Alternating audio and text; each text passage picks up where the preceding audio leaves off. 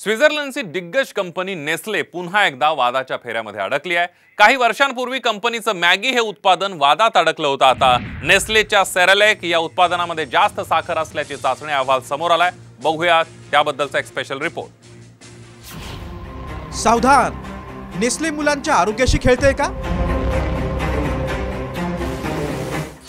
Baby food मध्ये भेसळ, Maggi नंतर सेरेलॅक उत्पादन वादात। नेस्ले ही बहुराष्ट्रीय कंपनी पुन्हा चर्चेत आली आहे। कंपनीचं उत्पादन मॅगीमध्ये शिशाचं प्रमाण जास्त असल्याचा आरोप काही वर्षांपूर्वी झाला होता। आता कंपनीचं बेबी फूड सेरेलॅक या उत्पादनावरून वाद झालाय। स्वित्झर्लंड सारख्या विकसित युरोपीय देशांमध्ये नेस्लेच्या उत्पादनांमध्ये साखर टाकली जात नाही, मात्र भारत, बांगलादेश आणि थायलंड सारख्या विकसनशील देशांमध्ये साखरेची भर घातली जाते असा आरोप होतोय।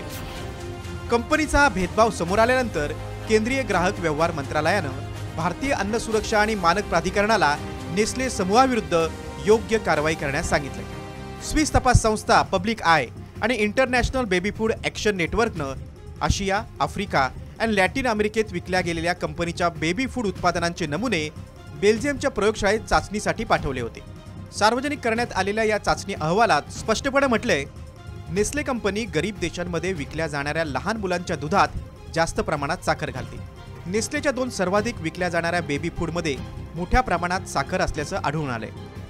ही उत्पादनं ब्रिटन, जर्मनी, स्वित्झर्लंड आणि इतर विकसित देशांमध्ये मात्र साखरेशिवाय विकली जात आहेत। आशिया, आफ्रिका आणि लॅटिन अमेरिकन या देशांमध्ये मात्र कंपनीच्या उत्पादनांमध्ये नियमांचं उल्लंघन दिसून येतंय। या अहवालानुसार भारतीय उत्पादनात 3 ग्रॅम साखर आढळून आली आहे। थायलंडमध्ये 6 ग्रॅम आणि फिलिपिन्समध्ये 7.3 ग्रॅम साखर असल्याचं आढळून आलंय। मी ॲज अ पीडियाट्रिशियन सजेस्ट करेल की पहिले 6 महिने बाळाला फक्त आणि फक्त आईचं दूध गरजेचं असतं।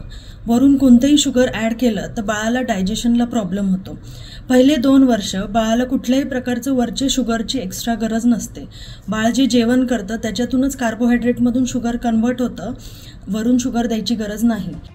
या अहवालाच्या पार्श्वभूमीवर नेस्ले कंपनीने स्पष्टीकरण दिलंय, आम्ही आमच्या उत्पादनांच्या गुणवत्तेशी कधीही तडजोड केली नाही आणि करणार नाही। साखर कमी करणं हे नेस्ले इंडियाची प्राथमिकता आहे।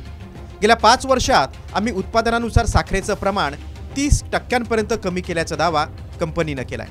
आता हे फूड रेग्युलेशन जर आपण स्ट्रॉंग केले इंडियामध्ये, जे इंटरनॅशनल स्टँडर्ड HACCP जे स्टँडर्ड आहे, ISO 22000 जे स्टँडर्ड आहे, तर हे स्टँडर्ड जर स्ट्रिक्टली फॉलो केले, not just for the certification purpose, but त्याचं इम्प्लिमेंटेशन 100% जर केलं तर आपण एक्सेस शुगर जी आहे तर ती आपण अवॉइड करू शकतो।